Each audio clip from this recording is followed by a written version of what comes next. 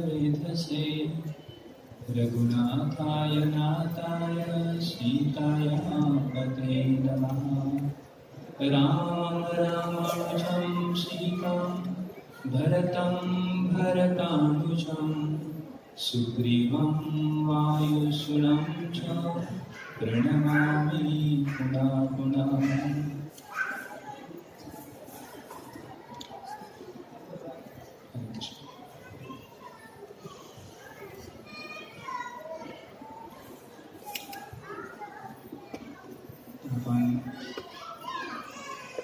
आजपासून पुढील 9 दिवस प्रभू रामचंद्रांच्या विषयी कथा ऐकण्यासाठी एकत्रित येणार आहोत. तर आम्हाला सांगण्यात आलं की रोज तुम्ही रामायणाच्या श्रवणाचा लाभ काय होतो याविषयी चर्चा करतात. त्यामुळे आपण केवळ काही कथाच पाहणार आहोत, फिलॉसॉफी आपण अधिक काय चर्चा करणार आहे. आणि रामायण जे आहे हे रामायण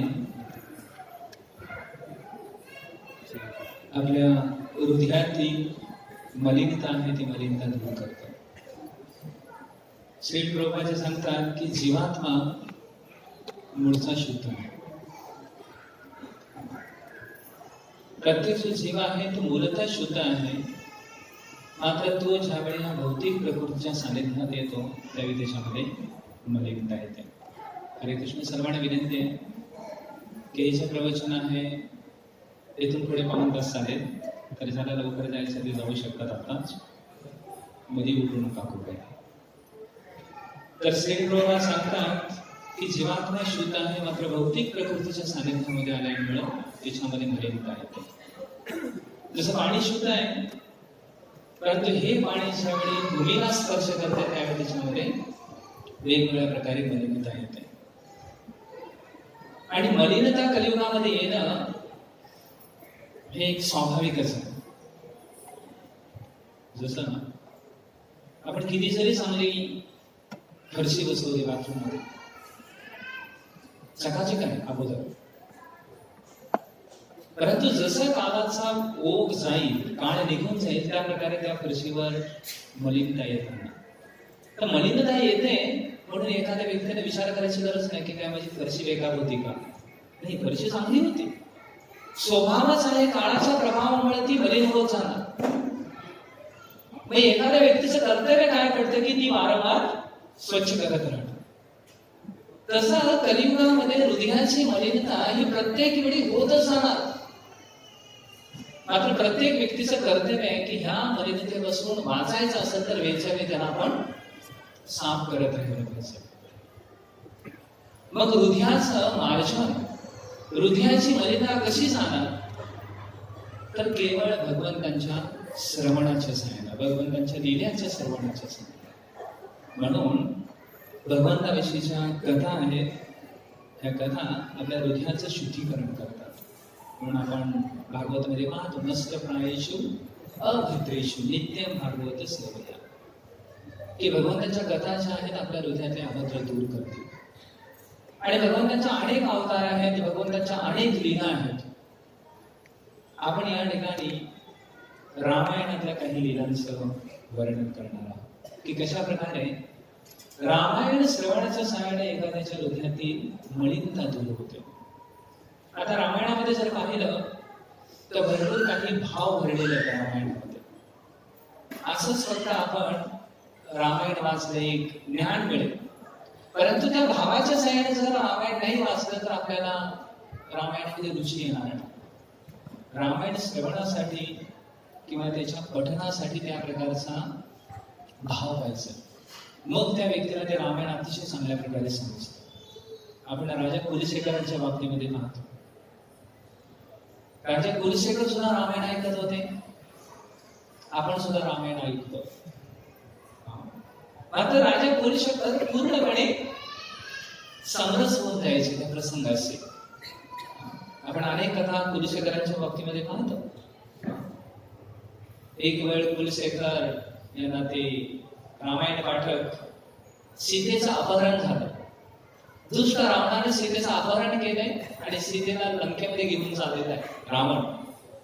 या प्रकारे तो कथा वाचन करून सांगत असतो आणि कुलशेखर महाराज पूर्ण भाव विवरून ते ऐकत असतात. आणि ते आपल्या सैनिकांना सांगतात की सीतेचं अपहरण झालंय, आपल्याला सीतेला मदत करण्यासाठी जावं लागणार आहे, चला पंचवटीकडे सगळेजण जाऊ. आणि सगळ्यांना आदेश देतो राजा कुलशेखर आदित्य तर चला पंचवटीला जाऊ. सगळे मंत्री विचार करतात, त्यांना सांगण्याचा प्रयत्न करतात रामायण हजारो वर्षापूर्वी होऊन गेले, हे कलियुग आहे. तर त्यावेळेचा प्रसंग असतात. खरंच इथे कुलशेखर महाराज म्हणजे ते ऐकण्यासाठी तयार नाही, ते चाललेले आहेत. त्याच्या मागोमाग अनेक त्यांची सेना आहे. आता राजाचा आदेश म्हटल्यानंतर सगळेजण चालले. मंत्री काय सेनाला पुढे पाठवतात, म्हणतात की तुम्ही पुढून माघारी या आणि राजा कुलशेखराला अडवा रस्त्यामध्ये आणि त्यांना सांगा की आम्ही आताच तिकडनं जाऊन आलोय, सीता सुखरूप आहे, आता तुम्ही माघारी गेलं तरी चालेल. असं म्हटल्यानंतर राजा कुलशेखर माघारी येतात. तर विचार करा की हा रामायणामध्ये असणारा त्यांचा समरस आहे. तर म्हणून रामायण जे आहे ते आपण त्या भावनेनं त्या हेतून जर आपण वाचलं तर निश्चितपणे आपल्याला त्याचा लाभ होतो. आणि रामायणामध्ये अनेक असे भावना लपलेले आणि खरोखर रामायण आपल्या जीवनामध्ये आपण कसं आचरण केलं पाहिजे ते सुंदर रीतीने शिकवतं. रामायण जर पाहिजे तर अनेक रामायण आहेत. एक मी फक्त छोटासा प्रसंग सांगेल की रामायणामध्ये कशा प्रकारे भाव लपलेले आहेत, सगळे पूर्णपणे भावना लपलेल्या आहेत. आणि भगवंत आहे हे प्रत्येकाच्या भावनांचं रक्षण करतात. आज जर पाहिलं तर अनेक लोकांच्या जीवनामध्ये चिडचिड का होते, कारण त्यांच्या भावनांची कदर केली जात नाही. आणि मनुष्य कसा आहे, भावनाशून्य होऊ शकत नाही. मनुष्य भावनाप्रधान प्राणी, त्याच्यामध्ये भावना आहेत आणि त्या भावनांची कदर जर केली नाही तर मग त्याच्या जीवनामध्ये निराशा येते, चिडचिड येते, काही त्याला करावं ते समजत नाही. तर भगवंत कशा प्रकारे रामायणामध्ये सगळ्या लोकांच्या भावनेला जपतात. तर एक मी प्रसंग सांगेल. रामायण जर पाहिलं तर अनेक रामायण आहेत, एकच रामायण नाही. गोस्वामी तुलसीदास सांगतात की शतकोटी कोटी कोटी रामायण आहेत आणि प्रत्येकाने रामायण लिहिलेले आहेत. अनेक लोकांनी जेवढे काही प्रभू रामचंद्रांच्या लीलेमध्ये सहभागी लोक होते अशा अनेक लोकांनी काय केले, रामायण लिहिलेले. आता प्रभुपाद लिहिल्यामध्ये किती आहेत प्रभुपाद लिहिल्यामध्ये? एकच आहे का? नाही. जेवढे लोक प्रभुपादांच्या सानिध्यात आले प्रत्येकाने काय केले, प्रभुपादांच्या लिखाणाचं लिखाण केले ना. तर तेवढ्या प्रमाणात जेवढे लोक प्रभू रामचंद्रांच्या सानिध्यात आले अनेक लोकांनी रामायणात लिहिलेले, प्रभू रामचंद्रांच्या लीला लिहिलेले. त्याच्यामध्ये सुग्रीव असेल, अंगद असेल, सगळ्या वाहनाने लिहिलेले, सगळ्या वाहनाने लिहिलेले. आणि त्यापैकी हनुमंताने सुद्धा रामायण लिहिलं. जे काही त्यांनी प्रत्यक्षात प्रभू रामचंद्रांचे जे काही व्यवहार केले होते, आचरण केलं होतं, ते सर्व हनुमानजींनी लिखित स्वरूपामध्ये ठेवलं. आणि कशामध्ये त्यांनी लिहिलं, मोठ्या मोठ्या जे शिळा होत्या दगडाच्या त्याच्यावर त्यांनी लिखाण केलं आपल्या नखाच्या साह्याने. हनुमानजी आपल्या नखाच्या साह्याने पूर्ण लिखाण केलं. सुंदर रामायण त्यांनी लिहिलं. आणि त्यानंतर आता ह्या रामायणावर काहीतरी एखाद्या वरिष्ठ व्यक्तीची प्रस्तावना पाहिजे ना. आणि म्हणून सर्वात चांगले रामायणाचे जाणकार व्यक्ती म्हणजे वाल्मिकी ऋषी. म्हणून हनुमानजी ते सर्व काही रामायण घेऊन ते सगळे शिलालेख घेऊन वाल्मिकीकडे येतात. म्हणतात की ऋषीवर, तुम्हाला रामायण माहिती आहे, मी पण रामायण लिहिलंय, ह्याच्यामध्ये काही सुधारणा आहे का, कृपया मला सांगा आणि ह्याच्या काय तर तुमची प्रस्तावना द्या. है ना, आपण एखाद्या वरिष्ठ व्यक्तीकडे जातो, म्हणतो की प्रभूश्री काहीतरी ह्या पुस्तकावर तुमचं मत काय काय आहे ते लिहा. तर वाल्मिकी ऋषी आहे ते सगळे शिलालेख वाचतात आणि सगळं एवढं सुंदर रामायण वाचल्यानंतर वाल्मिकी महर्षी मनामध्ये विचार करतात की हे रामायण जर समजा समाजामध्ये जर आलं तर लोक माझ्या रामायणाला एवढा विचार करणार नाहीत. म्हणून वाल्मिकी ऋषी हनुमानजींना सांगतात की तुम्ही लिहिलेलं रामायण माझी इच्छा की तुम्ही समुद्रामध्ये टाकावं. तर खूप काही हृदयावर दगड ठेवून आता ऋषींची आज्ञा, मग एवढे सुंदर जे काही शिलालेख रामायण लिहिलं होतं ते सगळे शिलालेख हनुमानजी समुद्रामध्ये डुबवतात. आणि खूप निराश असतात हनुमानजी, दुःखी असतात. आणि भगवान प्रभू रामचंद्र एखाद्याच्या मनात सर्व काही सांगत असतात की का हा दुःख आहे. तरी सुद्धा प्रभू रामचंद्र विचारतात, अरे हनुमान काय झालं, आज निराश दिसतोस तू. त्यावेळी हनुमानजी सर्व हकीकत सांगतात की मी अशा प्रकारे खूप कष्टानं रामायण लिहिलं, तुमच्या सर्व काही लीला लिहिल्या, खूप मला कष्ट त्यासाठी घ्यावं लागलं, मात्र ह्या ऋषींच्या सांगण्यावरून मला ते परत पाण्यामध्ये बुडवावं लागलं. तर मग माझ्या मनातल्या ज्या काही लीला होत्या त्या समाजासमोर कशा प्रकट होतील. मग त्यावेळी प्रभू रामचंद्र हनुमंतांना म्हणाले की हनुमान तुला चिंता करू नकोस, भविष्यामध्ये हाच वाल्मिकी तुलसीदासजी गोस्वामीच्या नावानं प्रकट होईल आणि तू जे काही लिहिलेलं होतंस ते त्याच्या मनामध्ये आहे आणि ते काय करतील, या सर्व काही लिखांचं वर्णन करतील. आणि हे ऐकल्यानंतर हनुमानजी प्रसन्न होतात, नंतर की हा मी ज्या काही लीला माहिती होते ते सर्व काही परत समाजासमोर दिसतील. हनुमानजी आनंदित होतात. म्हणजे इथे हनुमंताच्या मनातला भाव समाजासमोर सर्व काही लीला प्रभूंच्या गेल्या पैसे हे भगवंत हनुमंताला वचन देतात की ते होतील. हेच वाल्मिकी भविष्यात तुलसीदासजी यांच्या रूपाने प्रकट होतील आणि भविष्यामध्ये हेच वाल्मिकी तुलसीदासजीच्या रूपाने प्रकट होतात. आपण मागच्या वेळी अयोध्या यात्रेला गेलो होतो, तर आपण तुलसीदासजींच्या जन्मठिकाणी गेलो होतो. खूप छान यमुनेच्या किनारी त्यांचं हे आहे, घर आहे यमुनेच्या किनारी, खूप सुंदर ठिकाण आहे ते. तर तुलसीदासजी प्रकट होतात आणि तुलसीदासजी त्यावेळेस रामायणाच्या लेखनाला आरंभ करतात. आणि सुरुवात जर पाहिली तर सुरुवातीला हे तुलसीदासजी संस्कृत मध्ये काय करतात, रामायणाची रचना करतात. आणि त्यावेळी हनुमंताला वाटायला लागलं की नाही, बोली भाषेमध्ये आपल्याला हे हनुमान हे जे आहे रामलीला ते सर्व समाजासमोर प्रकट केल्या पाहिजे. म्हणून सुरुवातीचे तुम्ही 7 श्लोक जर पाहिले वाल्मिकी रामचरित मानस मधलं, सुरुवातीचे 7 जे श्लोक आहेत ते आपल्याला संस्कृतमध्ये आढळतील. आणि सुरुवातीच्या 7 श्लोकांची रचना केल्यानंतर हनुमानजी विचार करतात सर्वसामान्य लोकांपर्यंत हे संस्कृत पोहोचू शकणार नाही आणि सर्वसामान्य लोकांना रामलीलेचा हे वाटावा, काय म्हणतात की ते आपलंच वाटावं, म्हणून त्यांना त्यांच्या भाषेमध्ये सांगितलं गेलं पाहिजे. म्हणून हनुमानजी परत तुलसीदासजींच्या स्वप्नामध्ये येतात आणि सांगतात की हे रामायण तू बोली भाषेमध्ये लिही. आणि त्यावेळी तुलसीदासजींनी हेच रामायण परत मग बोली भाषेमध्ये लिहायला आरंभ केला. म्हणून आपण पाहतो की तुलसीदासजींनी लिहिलेलं जे रामायण आहे त्यावेळची जी भाषा होती, प्रामुख्यानं जर आपण नॉर्थ मध्ये जर पाहिले तर अधिक हिंदी भाषेचा वर्चस्व आहे. तर त्या भाषेमध्ये हे रामायण तुलसीदासजींनी लिहिलं आणि ह्या बोली भाषेमध्ये लिहिल्यामुळं आज जर पाहिलं तर लाखोच्या संख्येनं लोक काय करतात, रामायणाचा स्वीकार करतात. वाल्मिकी ऋषींनी लिहिलेलं रामायण लोक स्वीकार करतातच, ऑथेंटिक आहे, प्रामाणिक आहेच ते. परंतु आम्ही समाजामध्ये जर पाहिलं तर रामचरित मानसचं गुणगान होतं, का कारण ते आपल्या बोली भाषेमध्ये आहे.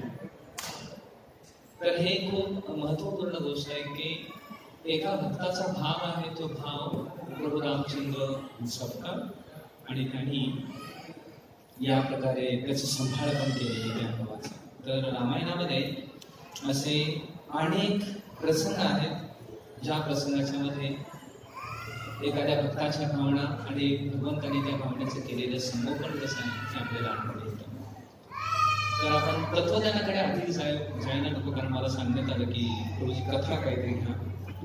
तर आपण थोडस रामायणाच्या कथाच थोडे आपण पाहूया की रामायण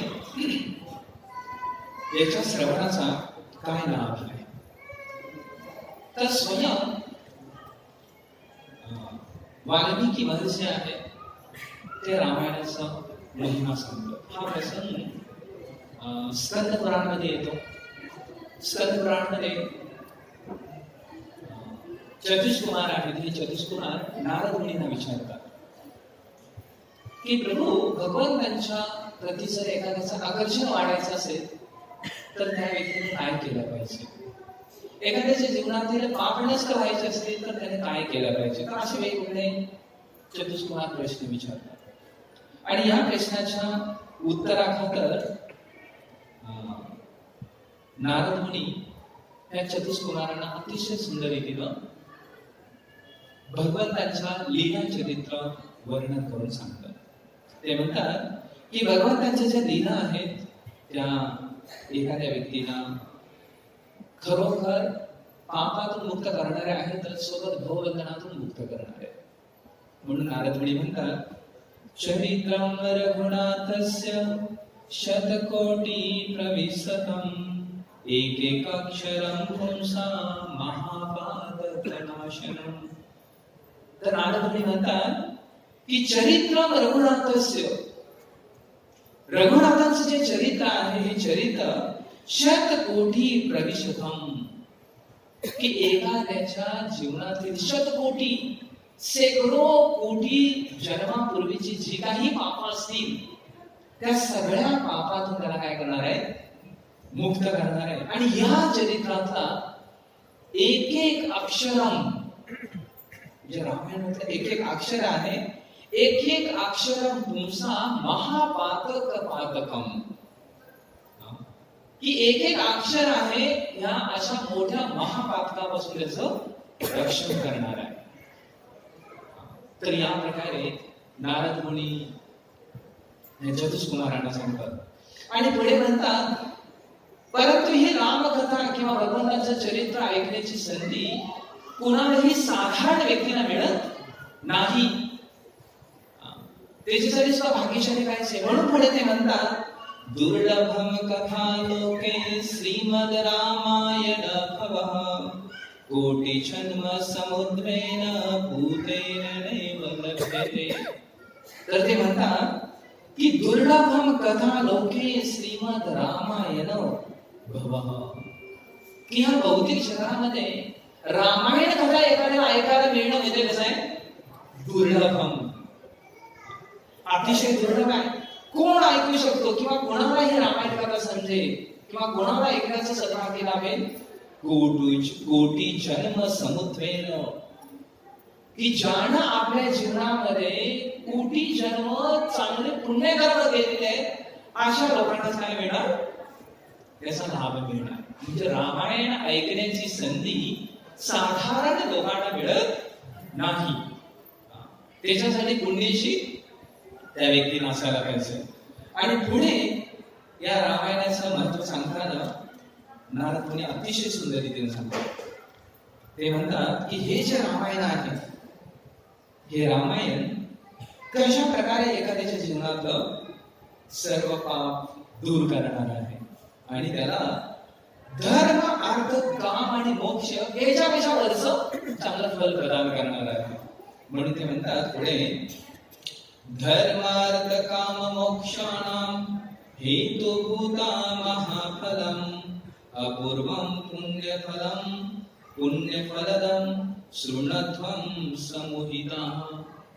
की जो कोणी एखादा व्यक्ती हे रामायण ऐकेल तर धर्म, अर्थ, काम, मोक्ष याच्या सुद्धा पलीकडे जाऊन तो आपल्या जीवनामध्ये अपूर्वम, पूर्वी जे काही अर्जित केलं नाही,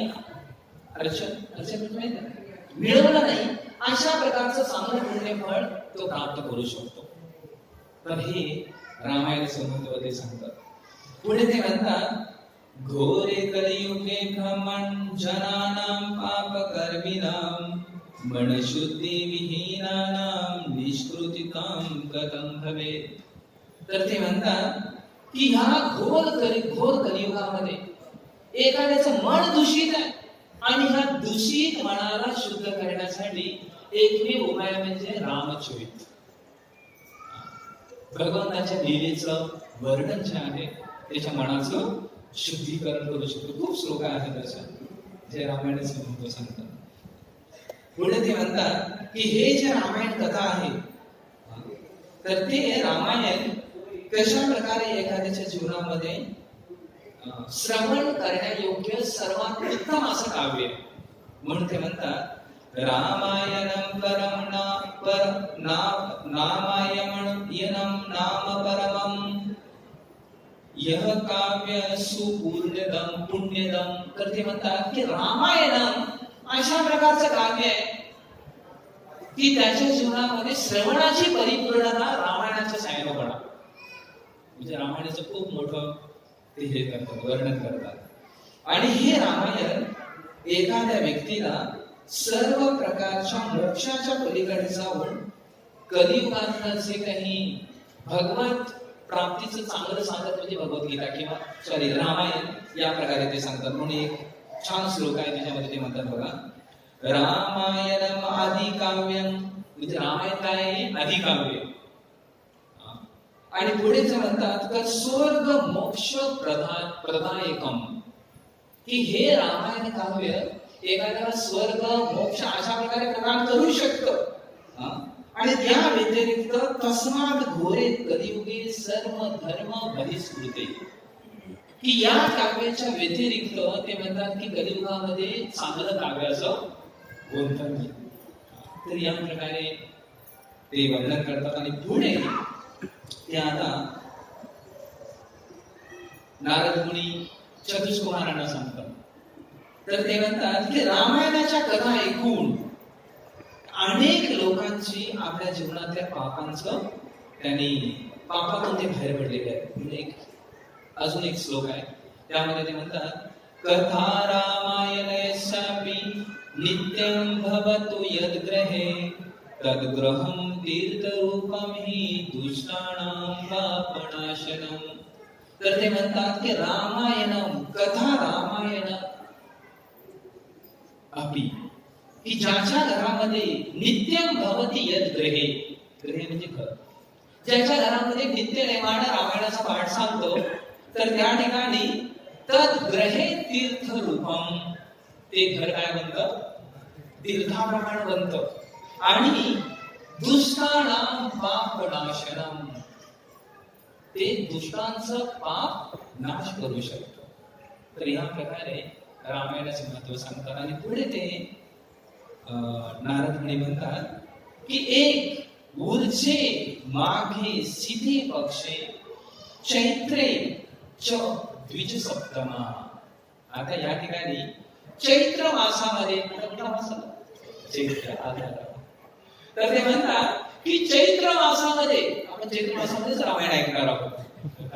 तर ते म्हणतात की चैत्र मासामध्ये जर एखाद्याने रामायण ऐकलं तर त्याला काय फायदा होतो बघा. ऊर्ज माघे सीते पक्षे चैत्र द्विज सप्तमा यस्य श्रवण मात्रेण सौदोपी विमुचितः. तर ते म्हणतात की चैत्र मासामध्ये शुक्ल पक्षामध्ये जो कोणी रामायण ऐकेल तर सौदोची नामक ज्याप्रमाणे व्यक्ती, जो ब्राह्मण होता, पापी व्यक्ती होता सौदती, तो ज्याप्रमाणे सर्व पापातून मुक्त झाला त्याप्रमाणे चैत्र मासामधलं रामायण कथा एखाद्याला पापमुक्त करू शकतात. आणि आता ते सौदासीची कथा सांगतात की कशा प्रकारे आपण या 2-3 कथा आज घेणार आहोत. सत्ययुगातली एक आहे, त्यानंतर त्रेतायुगातली एक आहे आणि कलियुगातली एक कथा. तर 3 कथा ज्या आहेत 3 कथा नारद मुनी यांना सांगतात, चतुष्कुमारांना सांगतात. तर ते म्हणतात की पहिली कथा एक सौदास किंवा सौदासी किंवा त्याला या ठिकाणी ते म्हणतात, याच्यामध्ये रामायणामध्ये वर्णन येतं की त्याला सोमदास या नावाने सुद्धा ओळखलं जातं. नारद मुनी सांगतात त्याला सौदासिनी म्हटलंय, तो सोमदास या नावाने सुद्धा ओळखलं जातं. असा एक खूप मोठा ब्राह्मण होता आणि त्या ब्राह्मणाचे ते गुण गैरी करतात की हा सौदास कशा प्रकारे गुणशाली होता. तो मृदुभाषी होता. तो सर्व काही आपल्या ब्रह्मचर्य व्रताचं पालन करायचं, ब्राह्मण तत्वांचं सर्व काही पालन करायचं. आणि त्याच्यावर प्रसन्न होऊन गौतम ऋषी आहेत, हे गौतम ऋषी ह्या शौदासाला सुंदर रीतीनं त्याच्या जीवनामध्ये त्याला भक्ती कशी केली पाहिजे याचं मार्गदर्शन करतात. मार्गदर्शन करून गौतम ऋषी तिथून निघून जातात. आणि एक दिवस हा सौदास शिवजींच्या पूजेमध्ये निमग्न होता. जसं गुरुनं सांगितलं होतं त्या प्रकारे शिव पूजा करत होता. शिवजींच्या पूजेमध्ये निमग्न होता आणि तो अतिशय सुंदर धूप दीपांच्या साईने शिवजींची पूजा साधलेली होती. आणि त्या ठिकाणी गौतम ऋषी एक वेळी येतो. आणि गौतम ऋषी आल्यानंतर तो पाहतो गौतम ऋषी आपले गुरु आलेले, तरी सुद्धा त्याला वाटतं की मी आता भगवंतांच्या ईश्वराच्या पूजेमध्ये संलग्न आहे, गुरुला आपण नंतर बघू. आणि म्हणून हा जो सौदास आहे, हा सौदास शिवजींच्याच पूजेमध्ये संलग्न झालेला आहे. इथं गौतम ऋषीला काही वाईट वाटत नाही. मात्र ते गौतम ऋषी तिथून निघून जातात. शिवजी त्याच्या समोर प्रकट होता सौदासच्या समोर आणि ते म्हणतात की तू माझ्या भक्ताकडे दुर्लक्ष केलंस आणि माझ्या पूजेमध्ये संलग्न झालास. तू मनुष्य बनण्याच्या योग्यतेचा नाहीस, तू राक्षस बन. एक आपण जर भक्ताला निग्लेक्ट केलं, भक्ताला तिरस्कार केला आणि भगवंताची आपण खूप चांगली पूजा करतोय, तर ती पूजा भगवंताला सुद्धा मान्य नाही ना. आपण भगवंताला खूप प्रेम करतो, मात्र भक्तांच्यावर प्रेम करत नसेल, भक्तांना आपण कसं पण इडीस करतो, तर त्यांना आपण खूप काही दुखावतो, तर मग तो व्यक्ती भगवंताला कधीच प्रिय होऊ शकत नाही. मग ही सगळी तत्व आणि कथेमधून आपण आपल्याला घ्यायचं म्हटलं तर आपण अनेक गोष्टी घेऊ शकतो. चुकीचं घ्यायचं म्हटलं तर खूप काही चुकीचं पण घेऊ शकतो. तो व्यक्ती घेण्यावर डिपेंड आहे, अवलंबून आहे ना. एखादी मासे आहे ते हराव बसते मधमाशी, आणि दुसरी जी मासे कुठं हाताला जखम झाली असेल तिथे बसते. म्हणजे ह्या शरीरातून कोणत्या व्यक्ती काय ग्रहण करतो हे त्याच्यावर अवलंबून आहे, कशा कोणाची कशी प्रवृत्ती. आपली घाणेरडी वृत्ती असेल तर आपण घाणच त्याच्यातून ग्रहण करणार. म्हणजे असं सुद्धा सांगितलं त्याला घाणच नाही आवडणार का, घाणेरडी प्रवृत्ती भरलेली आहे. आणि एखादा चांगला जर व्यक्ती असेल तर त्याच्यातून चांगलंच घेणं. म्हणून एक खूप महत्वपूर्ण गोष्ट आहे की आपण एक भक्तांना सुद्धा योग्य प्रकारे आदर दिला पाहिजे. आपण घ्यायचं म्हटलं तर अशा अनेक कारणातून आपण अनेक काही बोध आपल्या जीवनामध्ये घेऊ शकतो. म्हणजे आम्ही भागवतांच्या 11व्या स्कंदामध्ये अवधूत ब्राह्मणाची कथा आहे. त्या अवधूत ब्राह्मण बघा निसर्गाच्या प्रत्येक गोष्टीतून आपल्या जीवनामध्ये सीख घेतो. प्रत्येक गोष्टीतून पृथ्वीतून सीख घेतो.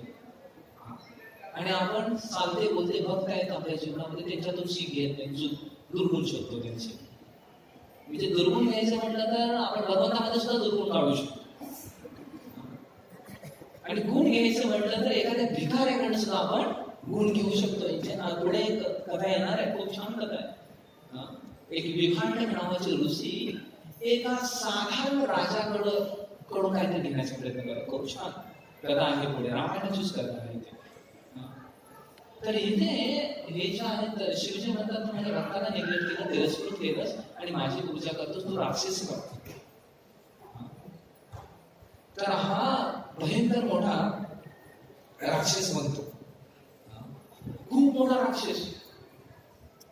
मग तो ऋषींच्या पाया पडतो, म्हणतो की काहीतरी मला उपाय सांगा. तर त्यावेळी हे गौतम ऋषी म्हणतात की तुला राक्षस तर म्हणावं लागेलच, कारण शिवजीने सांगितलेलं आहे. परंतु मी तुला हे करतो, वरदान देतो की तू राक्षसाचं जे शरीर आहे तुझं फक्त 12 वर्ष असेल, आणि या दरम्यान तू जर रामायण कथा ऐकलीस तर तुझा उद्धार होईल. अशा प्रकारे त्या राक्षसाला गौतम ऋषी सांगतात, ते निघून जातात.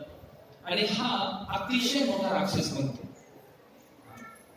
आणि तो एका जंगलामध्ये राहत होता. आणि रामायणामध्ये नारद मुनी म्हणतात की हा एवढा मोठा दैत्य होता, एवढा मोठा राक्षस होता की तो खाण्यासाठी काय करत होता,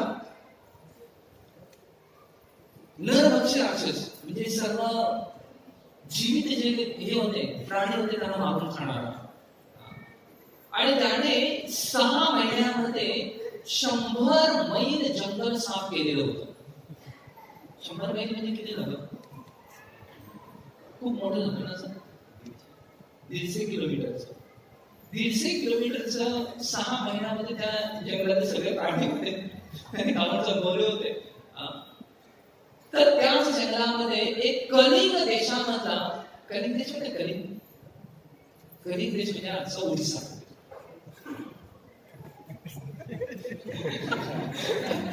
कलिंग देश, त्याला कलिंग राज वगैरे सर्वांना वर्णन येतं.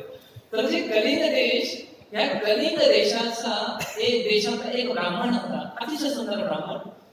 आणि तो ब्राह्मण नर्मदा किनारे आलेला होता इकडे. आणि हा राक्षस सुद्धा नर्मदेच्या जंगलामध्येच निवास करायचा. आणि त्याने विचार केला होता की आपण हे नर्मदेचं जल काशी विश्वनाथला घेऊन जाऊ. म्हणून तो नर्मदेतलं जल भरून काशीकडे सांगलेला होता. आणि एवढ्यात हा जो राक्षस होता, हा राक्षस काय करतो, त्या ब्राह्मणाला खाण्यासाठी त्याच्या जवळ जातो. आणि हा ब्राह्मण भगवंताचा भक्त असल्यामुळे मुखामध्ये रामाचं चिंतन होतं, मुखामध्ये नावाचं गुणगान होतं. आणि अशा प्रकारे ते गुणगान करत चाललेला. एवढ्या तो ब्राह्मण पाहतो, त्याचं नाव असं गर्ग. तो गर्ग ब्राह्मण पाहतो की कोणतरी हात त्याला पकडण्यासाठी येतात. आणि तो मोठ्यानं उच्चारण करतो, राम राम राम. आणि राम नावाचं उच्चारण ऐकल्यानंतर तो राक्षस या ठिकाणी स्तब्ध राहतो. आणि स्तब्ध राहिल्यानंतर इथं समोर एक वैष्णव आहे, रामाचं नाव उच्चारण करणारा. रामाचं नाव ऐकल्यामुळं, वैष्णवाचं दर्शन झाल्यामुळं त्या राक्षसाला, त्या सौदासला त्याचा मागील जन्म आठवतो. अरे मागील जन्मामध्ये मी अतिशय चांगला एक ब्राह्मण होतो, परंतु एका भक्ताचा अनादर केल्यामुळं, गौतम ऋषीचा अनादर केल्यामुळे मी राक्षस बनलेला आहे. म्हणजे भक्ताच्या अनादराचा हा तोटा आहे. म्हणून भक्ताची खूप आपण जवळ व्यवहार करायचे. तर ते राक्षस झालेले आहे. आणि त्यावेळी त्याला कळून चुकतं की अरे मला या ऋषींनी उपशाप पण दिला होता, जर तू रामायण ऐकलंस तर या शापातून तू मुक्त होशील. आणि त्यावेळी ते खूप छान त्या गर्ग ब्राह्मणाला सांगतो. तो म्हणतो की मला अशा प्रकारे हे विप्रवर, मी मागील जन्मामध्ये सौदास होतो आणि मी ऋषींच्या प्रती अपराध केल्यामुळं मी अशा प्रकारे राक्षस बनलोय. मला उपशाप दिला होता की तू रामायण ऐक, म्हणून कृपा करून तू काय कर, मला रामायण सांग आणि मला या राक्षस योनीतून मुक्त कर. मग त्यावेळी हा जो गर्ग नावाचा ब्राह्मण कलिंग देशामधला, तर तो म्हणतो काही हरकत नाही, मी आता काशीला चला, माझ्याबरोबर काशीला चल. मग तो गर्ग ब्राह्मण त्या राक्षसाला घेऊन काशीला जातो. आणि हा राक्षस काहीही न खाता न पिता या चैत्र महिन्यामध्ये पंचमीच्या दिवशी, म्हणजे पंचमीच्या दिवशीपासून ते रामकथा सुरू झाली. तो रामायण ऐकतो, काहीही न खाता न पिता 9 दिवस तो काय करतो, रामायण ऐकतो. आणि रामायण ऐकल्यानंतर त्याच ठिकाणी सगळ्या लोकांच्या समोर तो देहत्याग करतो. वैकुंठातून भगवंताचं विमान येतं. आणि तो जो सौदास ब्राह्मण आहे, तो राक्षस बनला होता, तर तो सौदास ब्राह्मण, आता पूर्वीचा जो ब्राह्मण होता, तो चतुर्भुज रूप धारण करून वैकुंठाला जातो. तर नारद मुनी म्हणतात की अशा प्रकारे केवळ रामायण कथा ऐकण्याच्या सहाय्यानं एखादा व्यक्ती महत् पापापासून मुक्त होऊन वैकुंठाची प्राप्ती करू शकतो. तर ही सत्ययुगातली एक गोष्ट नारद मुनी यांना सांगतात, ज्योतिष कुमारांना सांगतात. पुढे ते म्हणतात की त्रेतायुगामध्ये सुद्धा एक घटना घडली. आणि ते म्हणतात की त्रेतायुगामध्ये एक खूप सुंदर राजा होता, त्याचं नाव होतं सुमती. सुमती नावाचा अतिशय मोठा पृथ्वीचा एक चक्री सम्राट होता, सप्तद्वीपाचा मालक. पृथ्वीवर किती खंड आहेत? 7 खंड, 7 द्वीप. सप्तद्वीपाचा मालक होता, एक चक्री सम्राट. आणि एवढा चांगला सम्राट सर्व राज्य त्याच्याकडे आहे. आणि यासोबत भगवंताचा अतिशय महान भक्त होता. भगवंताचा महान भक्त सुंदर रीतीने भगवंताची पूजा अर्चा करणार. त्याच्या जीवनामध्ये कोणी गुरु पण नव्हतं. मग एक वेळ विभांडक नावाचे ऋषी असतात. विभांडक माहिती नाव ऐकलं आपण भागवतमध्ये सुद्धा विभांडकांचं वर्णन येतं. तर विभांडक नावाचे जे ऋषी असतात हे ऋषी आपले तपस्या सोडून या सुमती नावाच्या राजाकडे येतात. कशासाठी? की तू असं काय हे केलंस, जीवनामध्ये काय साधन तू अवलंबलंस ज्याच्या साहाय्याने एवढा तू भगवंताच्या भक्तीमध्ये निमग्न आहेस. तू कुठल्याही प्रकारे काही साधना करत नाहीस आधी, ना की तुझ्या जीवनामध्ये कोणी गुरु आहे, ना काही साधनांचं पालन करतो. जसं आपण 64 साधनांचं पालन करतो ना. स्वामींनी सांगितलेली भक्ती रसामृत सिंधूमध्ये 64 साधनं आहेत भक्तिमय जीवनामध्ये. आपण सगळेजण साधक आहोत. या साधनांच्या सहाय्याने भक्ती करण्याचा प्रयत्न करतो, जी साधना भक्ती ज्याला म्हणतात. साधक, साधन, साधना आणि साधना भक्ती. तर ह्या सुमती नावाच्या राजाकडे कुठल्याही प्रकारे काही साधनं नाही आहेत किंवा कुठल्याही प्रकारे गुरुचा आश्रय घेतलेला नव्हता. मात्र भगवंताचा अतिशय निश्चित भक्त होता. मग विभांडक नावाचे ऋषी आश्चर्याचे की लोक काय असं कसं काय झालं एकदम सडनली अचानक भक्ती प्राप्त झाली, काय त्याच्याकडे असं, काय त्याला असं हे केलं, जादू केली, काय त्याच्याकडे नेमकं आहे. आपल्याला कोणीतरी डेंगा आलेला भक्त पूर्णपणे हरिनामामध्ये रुची आहे, त्यानंतर भगवंताच्या कथा श्रवणामध्ये रुची आहे, भगवंताच्या श्रृंगारामध्ये रुची आहे, एकदम नवीन आलेला भक्त. मग आपल्याला सुद्धा असं वाटत नेमकं काय काय आहे का फॉर्म्युला तुझ्याकडे कधी आपण भक्त म्हणू शकतो.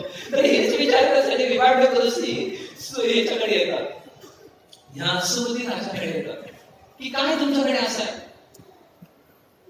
तर त्यावेळी सुमती नावाचे राजा ते आपल्या पत्नी सहित ह्या विभांडक ऋषींचं स्वागत करतात. आपल्या राजदरबारामध्ये त्याचं माग प्रक्षालन करतात, त्यांना अर्घ अर्पण करतात, पुष्प अर्पण करतात, दीप अर्पण करतात. आणि त्यानंतर हे सुमती राजा आहेत विभांडक ऋषीला विचारतात की तुमचे इथे येण्याचं प्रयोजन काय. आणि त्यावेळी विभांडक म्हणतात की मला जाणून घ्यायचं आहे की तुम्ही भगवंतांच्या प्रती एवढे आकर्षित का आहात. आणि त्यावेळी हा सुमती सांगतो की मला माझ्या मागील जन्माच्या स्मृती आहे. स्मृती म्हणजे आठवणी आहे. आणि मागील जन्माच्या आठवणीमुळे मी प्रभू रामचंद्रांच्या भक्तीमध्ये आता एवढा संलग्न आहे. मग विभांडक ऋषी म्हणतात काय तुला मागील जन्माच्या स्मृती आहेत, आठवणी आहेत, सांग मला. आणि त्यावेळी हा सुमती आपल्या मागील जन्माचा इतिहास सांगतो. आणि नारद मुनी तो इतिहास अतिशय सुंदर रीतीनं चतुष्कुमारांना सांगतो. खूप छान श्लोक आहे त्याच्यामध्ये. नारद मुनी म्हणतात, सॉरी हा जो सुमती आहे, सुमती आपला मागचा इतिहास सांगतो. तर सुमती म्हणतो की पूर्वजन्मी एक मालती नावाचा शूद्र होतो. मालती नावाचा शूद्र होतो आणि मी खूप मोठ्या कुमार्गावर चाललेला होतो. म्हणजे माझ्या हातून सर्व प्रकारची पापकर्म चाललेली होती. मी मोठ्या प्रमाणात नर हत्या केलेली होती, ब्राह्मण हत्या केलेली होती, गो हत्या केलेली होती, वेश्यागमन केलेलं होतं. अशा प्रकारे तो सर्व सांगतो की सुमती सांगतो मागील जन्मामध्ये मी एक मालती नावाचा शूद्र होतो आणि माझ्या हातून सर्व काही कुकर्म चाललेली होती. आणि गावामध्ये मी पूर्णपणे सर्वात वाईट कर्म करणारा व्यक्ती होतो. माझ्या घरामध्ये माझे आई वडील, माझी पत्नी हे माझ्यावर नाराज होतात. अख्खं गाव माझ्यावर नाराज होतं आणि ती लोक मला गावाच्या बाहेर काढून टाकतात. मग मी गावाच्या बाहेर जाऊन एका घनदाट जंगलामध्ये राहू लागलो. जंगलामध्ये असणारे प्राणी मारून मी खायचो आणि माझा उदरनिर्वाह चालायचा. आणि आता अशी स्थिती झाली की प्राणी सुद्धा आता खाण्यासाठी मिळेना. म्हणून मी एका त्या ठिकाणाहून वशिष्ठ ऋषी चाललेले होते. मला वाटलं की हे ऋषी आता मला खाण्यासाठी मिळते, म्हणून मी त्यांच्या मागोमाग त्यांना खाण्यासाठी सांगलेलं होतं. आणि त्यावेळी ते वशिष्ठ ऋषी एका सरोवराच्या ठिकाणी येतात. आणि त्यावेळी मी पाहिलं की त्या सरोवराच्या ठिकाणी एकाच ऋषी नाही, हजारो ऋषी त्या ठिकाणी आपापल्या झोपड्या बांधून राहिलेले. त्याला वाटलं, तो मागणी म्हणतो की त्यावेळी मला वाटलं की बस माझा आता कायमचा प्रश्न सुटला, कारण आता भरपूर काही या ठिकाणी ऋषी मंडळी आहेत, एकेकाला करून आपण खात. मग त्यावेळी मी त्या ऋषींच्या समेत राहू लागलो आणि मनामध्ये विचार होता की आज काय करायचं, ह्याला खायचं, उद्या त्याला खायचं. मात्र ऋषींच्या संघामध्ये अशी स्थिती आली की वशिष्ठ ऋषींच्या आश्रमामध्ये एक वेळ अनेक लोकांची मी गर्दी पाहिली. आणि त्यावेळी विचार केला की अनेक लोक कशी काय आलेली तिथे. म्हणून मी अचानक पाहण्यासाठी त्या ठिकाणी गेलो, तर त्या ठिकाणी वशिष्ठ ऋषी आहेत. हे वशिष्ठ ऋषी रामायणाचा पाठ करत होते. रामायणाचा पाठ करत होते आणि मी तो मालती सांगतो, जो आपला कोण आहे, सुंदी नावाचा राजा. तो सुंदी राजा सांगतो, माहिती बाबाजी मी मालती होतो, एक शूद्र होतो, वाईट काम करणारा होतो, नरभक्षक होतो. तर ही रामायण कथा ऐकली, पहिल्या दिवशी रामायण कथा ऐकली. आता सगळ्या लोकांच्या समोर लोकांना खायचं कसं, म्हणून मी काय केलं की त्या दिवशी फक्त फलाहार केला, कारण सगळ्या दिवशी ना वाटण्यात आलेली होती. त्यावेळी केवळ मी फलाहार केला. दुसऱ्या दिवशी मी गेलो, रामायण कथा ऐकली, त्या दिवशी सुद्धा केवळ फलाहार केला. आणि अशा प्रकारे केवळ 9 दिवस मी फलाहार करत राहिलो आणि रामायण कथा ऐकत राहिलो. आणि त्याचा प्रभाव काय, त्याचा प्रभाव असा झाला की हे ऋषीवर मी माझ्या शुद्ध शरीर त्याग करून मी स्वर्ग लोकाची प्राप्ती केली. आणि स्वर्ग लोकांची प्राप्ती केली, तिथे भरपूर काही भोग केले. त्यानंतर या लोकांची प्राप्ती केली, तिथं सुद्धा भोग केले. आणि त्यानंतर हळूहळू डिग्रेशन होऊन खाली खाली खाली माझी पुण्यकर्म संपत आली. नंतर मी आता सुमती नावाचा राजा बनलोय बघा. आणि म्हणून मी विचार केला की 9 दिवस त्या रामायण कथा ऐकण्याचं सगळ्यांना मला अशा प्रकारे स्वर्ग लोकांची आणि इतर लोकांच्या प्राप्तीसाठी मला एवढा लाभ मिळाला. तर म्हणून मी काय करतोय की कायमच जर रामाच्या सेवेमध्ये लागलो, रामकथा कायमचा ऐकत राहिलो, तर माझ्या जीवनामध्ये किती मी पुण्यफल हे करू शकेल, प्राप्त करू शकेल. म्हणून मी काय केलं, रामाला विसरलेलो नाही. म्हणून मी जन्मताच रामाच्या भक्तीमध्ये सलग नाही का, कारण मागील जन्माच्या आठवणी होत्या. तर ही सुद्धा कथा नारद मुनी चतुष्कुमारांना सांगतात. मग त्यावेळी चतुष्कुमार म्हणतात की प्रभू, या सगळ्या कथा ज्या आहेत सत्ययुग, द्वापर युग, त्रेतायुगातल्या आहेत, काही कलियुगात आहे का? चतुष्कुमार विचारतात, कलियुगात काही कथा आहेत का? आणि त्यावेळी मग एक कलियुगातली कथा ते सांगतात, ही तिसरी कथा आहे.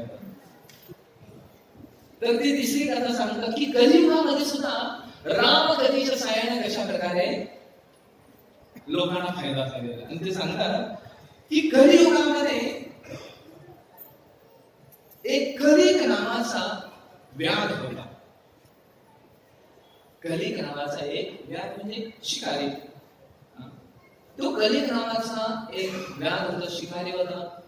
तो जंगलामध्ये भयंकर मोठ्या प्रमाणात प्राण्यांची शिकार करायचा आणि त्याच्यातून जे काही मिळेल त्यांना आपला उदरनिर्वाह चालवायचा. आणि एक वेळ तो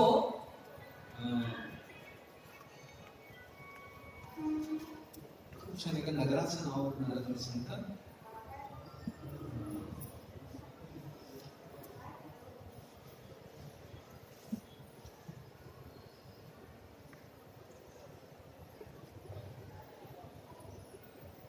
सौमीर नावाचं एक नगर होतं. त्या सौमीर नगरामध्ये एका मंदिरामध्ये तो कलिक नावाचा व्याघ्र येतो, शिकारी येतो. आणि तो विचार करतो की आपण या मंदिरामध्ये काहीतरी चोरी करू. आणि जर मंदिरामध्ये चोरी केली, कारण देवावर भरपूर काही आभूषण असतात, इथं आपल्याकडे ओरिजिनल नाही, लक्षात ठेवा.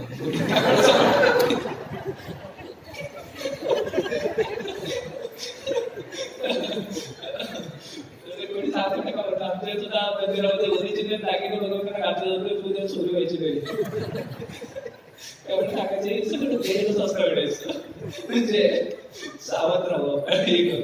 तर हा कलिक नावाचा जो व्याध आहे तो विचार करतो आपण मंदिरामधल्या विग्रहांच्यावर असणारे अलंकार, त्यानंतर त्याच्या धनकोश ह्याच्या मदतीनं असणारा धनकोश, ते सगळं आपण चोरी करू.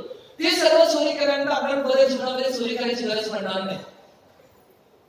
आणि म्हणून तो काय करतो, त्या मंदिरामध्ये येतो आणि रात्रीच्या वेळेस त्या ठिकाणी चोरी करायला लागतो. भगवंताच्या शरीरावरचं सगळं सोन्याचे अलंकार चोरून घेतो. या व्यतिरिक्त तो मंदिरावर चढतो आणि मंदिरावर जे सोन्याचे कलश असतात, कळस, तर ते सगळं कलश काढतो आणि रात्रीच्या वेळेस सावली असताना त्याचा पाय उत्तम नावाचे ऋषी असतात त्यांच्यावर पडतो. आणि उत्तम ऋषीवर पडल्यानंतर उत्तम ऋषी जागे होतात.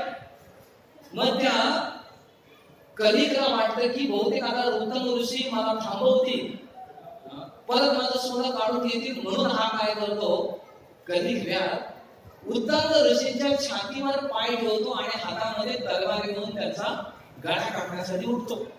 त्यावेळी उत्तम ऋषी त्या चोराला, त्या व्याधाला अतिशय सुंदर रीतीने करतात. बघा साधूचं वचन किती एकदम जबरदस्त असतं. उत्तम ऋषी म्हणतात बघा, साधु साधु महाप्राज्ञे महिस्ते विमलोज्ज्वला यस्माद् संसार दुःखानां नाशोयाम अपिलभ्यते. तर उत्तम ऋषी म्हणतात की हे साधू, आता बघा त्याला चोर म्हणून ते ओरडत नाही, तू तरी चांगला व्यक्ती दिसतोस, तू चांगला व्यक्ती असताना माझ्या गळ्यावर तू सुरी का ठेवलीस, का बरं मला मारतोस, माझं काय चुकलं याच्यामध्ये, तू तरी चांगला साधू दिसतोस. आणि त्यानंतर त्याच्या हातामध्ये सगळं सोनं आणि बाजूला सर्व गोष्टी पाहिल्यानंतर उत्तम ऋषी त्याला म्हणतात, ते म्हणतात की ह्या ज्या सर्व काही गोष्टी आहेत ते खूप छान आहे सांगतात. ते म्हणतात की हे जे सर्व काही धन आहे, हे धन तू सर्व काही याच जन्मामध्ये इथेच ठेवून जाणार आहे. मात्र जे धन मिळवण्यासाठी जे वाईट कर्म केलंस, हे वाईट कर्म तुझ्या बरोबर येणार आहे. म्हणजे धन इथं राहणार, मात्र त्याचं पाप तुझ्या बरोबर कायमच येणार आहे. मग अशा प्रकारचं वाईट कार्य तू करतोस कशाला. आणि ते म्हणतात उत्तम ऋषी, भगवंत प्रत्येक व्यक्तीची काळजी घेणारे आहेत आणि अतिशय सुंदर रीतीने त्यांना सांगतात की काय पाप आहे, काय पुण्य आहे, भगवंत कशी प्रत्येकाची काळजी घेतात. उत्तम ऋषी त्या व्याधाला सांगतात. आणि हे ऐकल्यानंतर तो जो व्याध आहे, शिकारी जो होता, त्याच्या डोळ्यातून अश्रू म्हणतात. ते म्हणतात, तो व्याध म्हणतो, व्याघ्र उवाच या ठिकाणी आहे, तो व्याध आहे, ती व्याध म्हणायला लागतो की मी फक्त आताच पाप केलेलं नाहीये, माझं संपूर्ण जीवन हे पाप कर्माने भरलेलं आहे. मला भयंकर त्याचं वाईट पश्चाताप भोगावा लागतोय, मला त्याची भयंकर वाईट फळं भोगावी लागतील. तर कृपया करून हे ऋषीवर्य मला ह्या पापातून मुक्त होण्यासाठी काहीतरी उपाय सांगा. आणि त्यावेळी हे उत्तम ऋषी त्या व्याघ्राला सांगतात की चैत्र मासे शीते पक्षे कथा रामायणस्य च नन्वाह किल श्रोतव्याम भक्ती भावेन सादरम. तो उत्तम ऋषी म्हणतात की चैत्र ह्याच्यामध्ये, चैत्र मासामध्ये, चैत्र मासामध्ये शुक्ल पक्षामध्ये तू काय कर, रामायणाची कथा ऐक, रामायणाची कथा ऐक. मग तू काय होशील की सर्व पापातून तू मुक्त होशील. मग तो व्याघ्र म्हणतो की मला कोण सांगणार, कृपा करून मला तुम्हीच ही कथा सांगा. आणि त्यावेळी हे उत्तम ऋषी आहेत, हे उत्तम ऋषी त्या व्याघ्राला, शिकाऱ्याला त्या ठिकाणी 9 दिवस रामायणाची कथा सांगतात. म्हणजे रामायण कथा 9 दिवस, बऱ्याच ठिकाणी रामायणामध्ये येते. हे सगळ्या कथा 9 दिवस. आपल्या किती दिवस आहेत? 9 दिवस. आज प्रतिभा आहे, 9वीच्या दिवशी सुद्धा रामकथा असणार. म्हणजे 9 दिवस रामायण कथा ह्या उत्तम ऋषीने त्याला ऐकवली आणि त्यावेळी तो जो व्याध आहे, तो शिकारी आहे, तो शिकारी सर्व पापापासून मुक्त होतो आणि भगवत नामाची प्राप्ती करतो. तर या ठिकाणी त्या तिन्ही कथा ज्या आहेत त्या कथा स्वयं नारद मुनी चतुष्कुमारांना सांगतात. मग हे सर्व चतुष्कुमार आहेत, ते चतुष्कुमार नारद मुनीला म्हणतात, मग आम्हाला रामकथा सांगा, मग आम्हाला रामकथा ते ऐकायची आहे. तुम्ही म्हणाला ना रामकथेचं एवढं मोठं महत्व आहे, मग आम्हाला रामकथा सांगा. मग त्यावेळी नारद मुनी म्हणतात की जे वाल्मिकी ऋषींनी सांगितलं तेच आता मी तुम्हाला सांगतो. म्हणजे रामायण तुम्हाला अनेक लोकांनी अनेक ठिकाणी सांगितलेलं आढळेल. अनेक लोकांनी म्हणजे भागवतमध्ये सुद्धा रामायण आहे ना. 9व्या अध्यायामध्ये 9व्या स्कंदामध्ये 1, 2, 3 किती अध्याय? 4 अध्याय रामायणाविषयी. एक प्रभू रामचंद्रांचं चरित्र येतं, दुसरं जे आहे राम राज्य कृपा टायटल येतं, तिसरं आहे लव आणि कुश त्यांचं वर्णन येतं, आणि त्यानंतर पुढे जे आहे ते प्रभू रामचंद्रांनी कसं राज्य केलं त्याचं वर्णन. म्हणजे 4 अध्याय जे आहे. म्हणजे भागवतमध्ये सुद्धा रामायण आहे, स्कंद पुराणामध्ये रामायण आहे, ब्रह्मवैवर्तक पुराणामध्ये रामायण आहे. म्हणजे राम कथा आपल्याला सगळीकडे आढळती. याच्यामध्ये सुद्धा रामायण आहे, महाभारतामध्ये सुद्धा रामायण आहे, महाभारतामध्ये सुद्धा रामाचं वर्णन आहे, उल्लेख आहे. म्हणजे रामायण आपल्याला अनेक ठिकाणी आढळतं, अनेक लोकांनी अनेक जणांना रामायण सांगितलं. तर हिने चतुष्कुमारांना नारद मुनी रामायण सांगतात. आणि नारद मुनी म्हणतात की वाल्मिकी ऋषींनी जे रामायण लव आणि कुशला सांगितलं तेच रामायण मी काय करणार आता तुम्हाला सांगणार. आणि आता मग ते रामायण सांगायला सुरुवात करतात. तर ती सुरुवात जी आहे ती सुरुवात काय आहे आणि काय हे रामायण आहे आणि या रामायणातून आपण काय आपल्या जीवनामध्ये शिकू शकतो तरी ह्याचं विस्तृत वर्णन उद्यापासून. ठीक आहे. हरे कृष्ण.